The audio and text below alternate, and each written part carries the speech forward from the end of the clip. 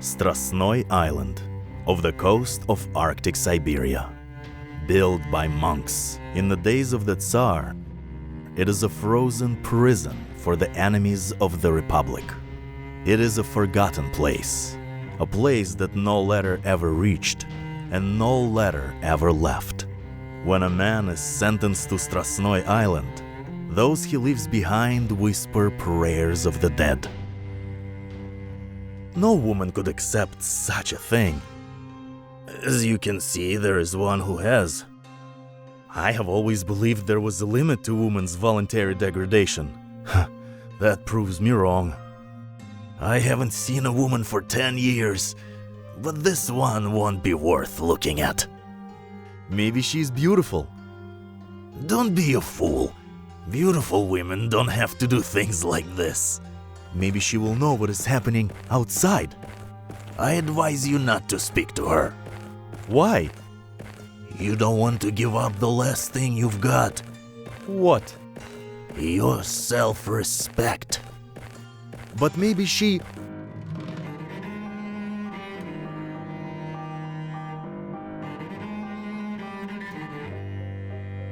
For 5 long years, Commandant Kareyev had been master of Strasnoy Island, the only warden able to stand it that long. Years before, he had carried a bayonet and fought in the civil war against some of the men whose prison he now guarded. The civil war had given him a scar on his face and a contempt of death. Peace gave him Strasnoy Island and a contempt for life. Commandant Kareyev still served the revolution as he had served it in the Civil War. The prisoners called him Commandant when they met him. Behind his back, they called him the Beast. He told them that he was lonely. I wouldn't want what he's getting.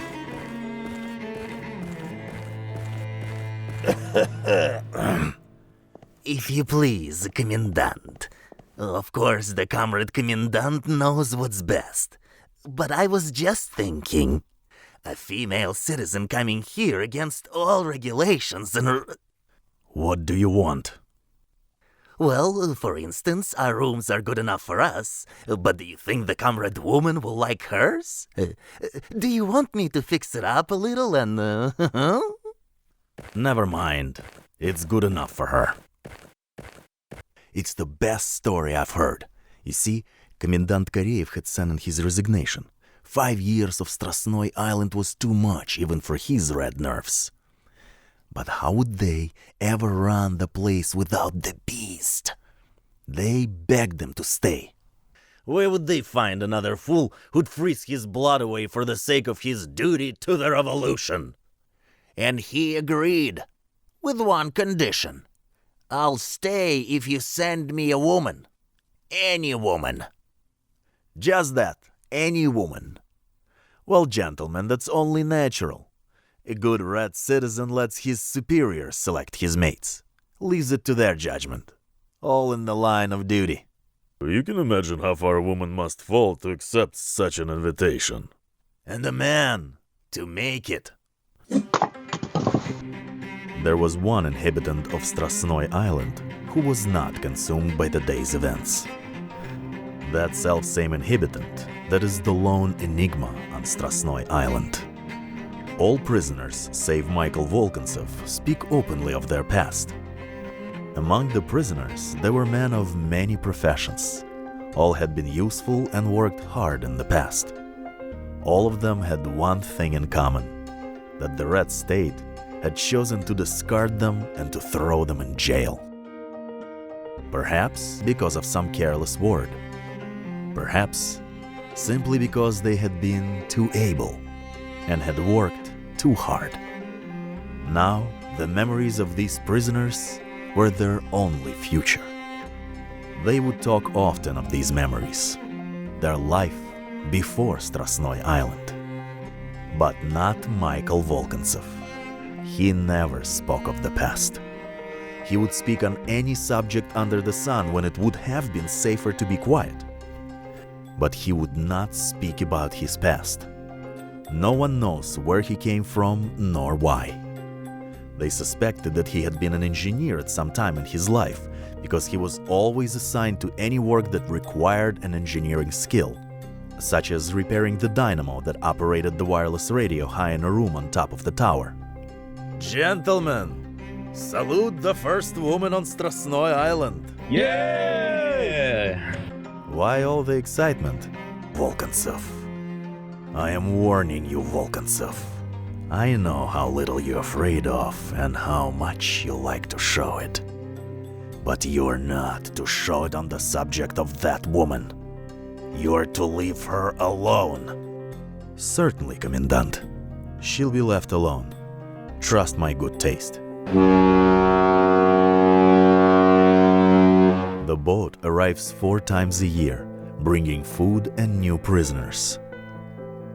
The boat had never brought anything like this to Strasnoy Island. Certainly, Kareev thought to himself, this young beautiful woman that looked as though she belonged in the drawing rooms of Paris was not the woman sent to him. What are you doing here, citizen? There must have been some mistake. Commandant Karyev? Yes. I thought you were expecting me. My name is Joan Harding. English? American. What are you doing in Russia?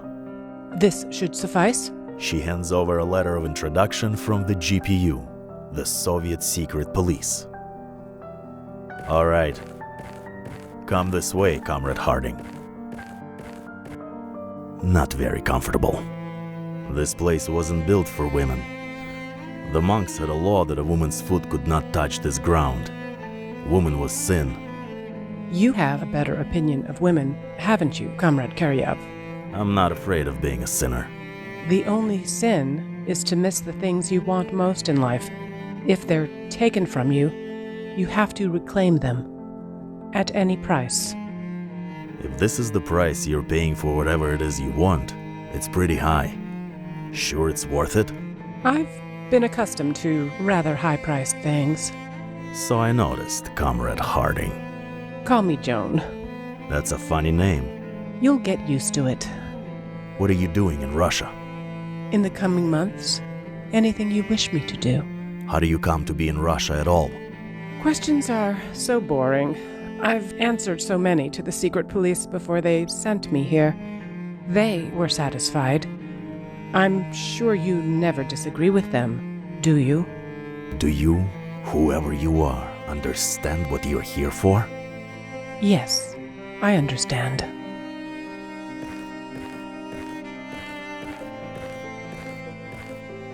Comrade Kareev, as per your request, we're sending to you the bearer of this, Comrade Joan Harding. We vouch for her political trustworthiness. Her past reputation will guarantee that she will satisfy the purpose of your request and lighten the burden of your difficult duty on the far outpost of our great proletarian republic. With communistic greeting, Ivan Verikov, Political Commissar.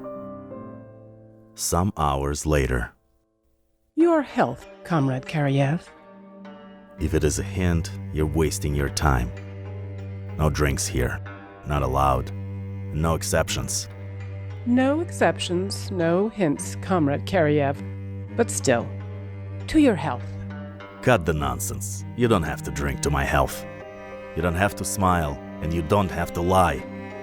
You'll hate me, and you know it. And I know it. But you may not know that I don't care.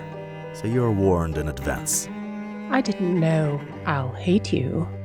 You know it now, don't you? Less than ever. Listen, forget the pretty speeches. That's not part of your job. If you expect any compliments, you might as well be disappointed right now. I wasn't expecting any compliments when I took the boat for Strasnoy Island. And I hope you weren't expecting any sentiment. This is a business deal, that's all. That's all, Comrade Karyev. Did you expect a companion like me? I've heard about you. Have you heard what I'm called? The Beast. You may find I deserve the name. You may find I like it. No use telling me about it if you do. I don't care what you think of me. Well, then why warn me about it? Because the boat is still here. It goes back at dawn. There is no other for 3 months. Were you in the Civil War, Comrade Karyev? Yes, why? Did you acquire the habit of retreating? No. Neither have I. I've seen some soldiers overestimate their strength. Good ones take chances.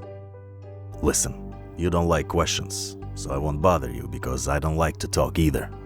But there is just one thing I'm going to ask you. That letter from the secret police said that you were all right politically. But you don't look as you should at all. That letter told you about my present. The past is dead. If I am not thinking of it, why would you? No reason. Makes no difference. Show me the island. I want to get acquainted. I'm staying here for a long time, I hope. I hope you repeat that 3 months from today. The prisoners aren't locked up in their cells here. They have the freedom to move around. There's not much space to move in. They get tired of the island, don't they? They go mad. Not that it matters. It's the last place they will see on Earth. And when they die?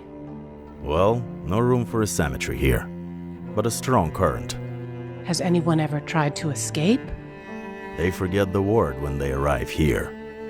And yourself? Myself? Have you ever tried to escape? From whom?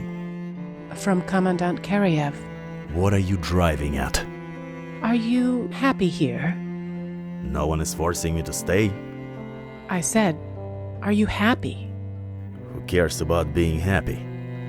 There is so much work to be done in the world. Why should it be done? Because it's one's duty. To whom? When it's duty, you don't ask why and whom. When you come up against a thing about which you can't ask any questions, then you know you're facing duty. Do you ever think of what lies there beyond the coast? Of the places where I came from? The best of that world beyond the coast is right here. And that is... my work.